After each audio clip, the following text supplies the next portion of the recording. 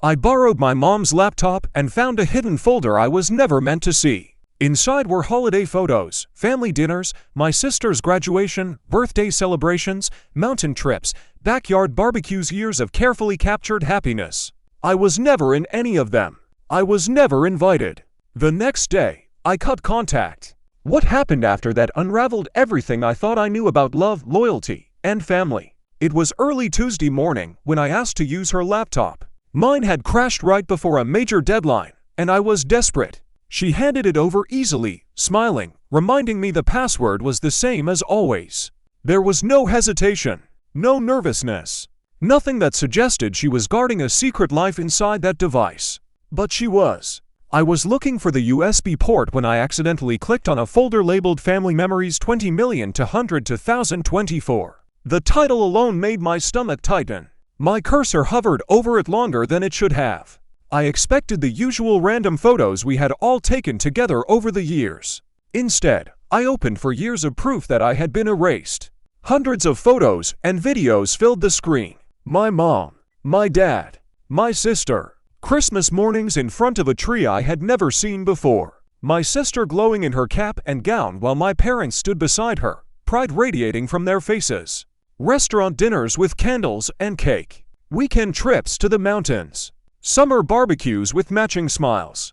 Every frame held the same quiet message. They were complete without me. There were no empty chairs. No captions saying "wish you were here." No sign that someone was missing.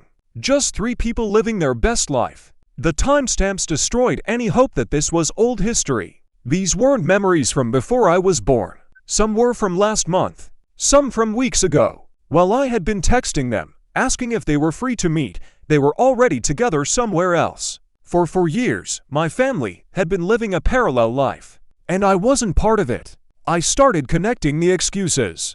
Every major holiday I had spent alone in my apartment because they were keeping things small this year. Every birthday when they were too busy. Every time my sister said she had school obligations. They weren't busy. They were together.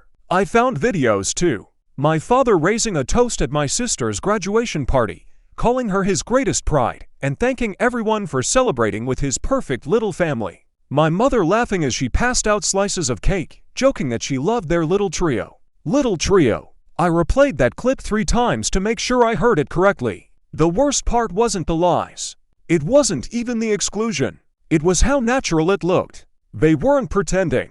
They weren't uncomfortable. They were genuinely happy. I closed the laptop and sat in my car for 20 minutes, gripping the steering wheel so tightly my fingers hurt. My reflection in the rearview mirror looked like a stranger. I kept asking myself how I had missed it for so long. For years of systematic removal. For years of carefully crafted excuses. For years of believing I was still loved the same way. That night I didn't sleep. I replayed every conversation. Every time I had asked, gently, if we could all get together. Every time they made me feel dramatic for wanting to be included. Every moment I convinced myself I was overthinking.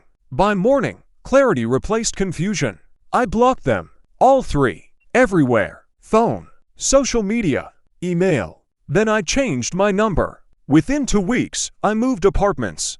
I told my landlord there was a family emergency. I requested a transfer at work to a different branch in another city. It was approved faster than I expected. I didn't leave a note. I didn't send a message. I disappeared the way they had erased me quietly and completely. For 3 months, there was silence. Part of me wondered if they even noticed. If maybe my absence blended seamlessly into their carefully curated trio. Then my phone rang. 17 missed calls in one day from an unknown number. When I finally answered, it was my mother. I don't know how she found my new number. She didn't ask how I was. She demanded to know where I had been. When I refused to answer, she escalated. She called my workplace. When that failed, she went to my old apartment and questioned my former neighbors. Eventually, she tracked down my new address. One evening, I came home and found her sitting on my doorstep. She looked exhausted. Her hair was unwashed. Her clothes were wrinkled. Dark circles shadowed her eyes. For a brief moment, I felt something close to sympathy. Then I remembered the photos. She began talking immediately how terrified they had been, how they couldn't understand why I vanished, how they searched everywhere. I told her I knew. I told her I had seen everything. Her face didn't show shock. It showed recognition. Guilt. She tried to explain. She said it started small. A few gatherings where they forgot to include me. Then it became awkward to address. Then it turned into a routine they didn't know how to break. I asked her why. She said I had been difficult during a tough period in college. That I seemed negative. That sometimes it was easier when it was just the three of them. Easier. They got used to my absence. She begged me to come home. Promised they would fix it. Delete the photos. Start fresh. But you can't delete for years of reality. You can't unlearn the image of your family smiling without you. She left in tears. Then my sister came. She drove 6 hours to see me. She cried harder than my mother did. She admitted it started during my rough patch in college. They began holding smaller gatherings without me just for fun. She said they planned to include me in the important events. But the definition of important kept shifting. Casual dinners turned into birthday parties. Birthdays turned into holidays. Holidays turned into vacations. Vacations turned into graduation celebrations. Eventually, I was only included when they needed something from me. She said she felt guilty the entire time. But by the time she wanted to fix it, too much time had passed. Inviting me again would have raised questions. It would have been awkward. I told her choosing comfort over your own sibling wasn't awkward. It was selfish. She begged for forgiveness. I told her forgiveness doesn't erase patterns. Then my father showed up. He wasn't sad. He was angry. He said I was overreacting. That families go through phases. That I was punishing them over something small. I showed him the photos. He said I brought negative energy to family events.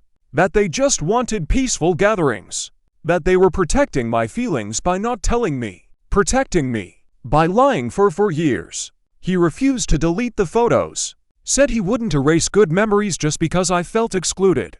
That was the moment I understood something crucial. He didn't think they had done anything wrong. 6 months have passed since I cut contact. They recruited extended family to pressure me. Aunts, uncles, cousins, everyone repeating the same script. Life is short. Family is everything. You'll regret this. But this wasn't a misunderstanding. This was for years of intentional absence. I started therapy. My therapist called it emotional neglect and long-term isolation. She helped me see that their recent behavior tracking me down, ignoring my boundaries, was simply another attempt to control the narrative. Last week, a letter arrived at my workplace. My father has been diagnosed with early-stage cancer. My mother wrote that the family needs to unite. That my absence is making everything harder. That I'll regret staying away if something happens to him. For 10 minutes, guilt flooded me. Then I remembered my birthday, the one I spent alone while they were hiking in the mountains. I remembered Christmas morning with the tree I never saw. I remembered my father telling me I was exaggerating. Crisis does not erase accountability. 2 days later, my sister called my office. She said Dad was scared. That the family was falling apart without me. I told her if he wants to speak to me, he can call and apologize himself. Silence followed. I am not responsible for repairing what they deliberately broke. I am not obligated to return to a place where I was invisible. For the first time in my life, I chose myself.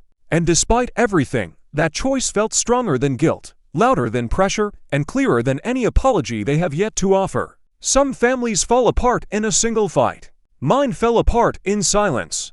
And silence, I learn it, can be louder than any argument.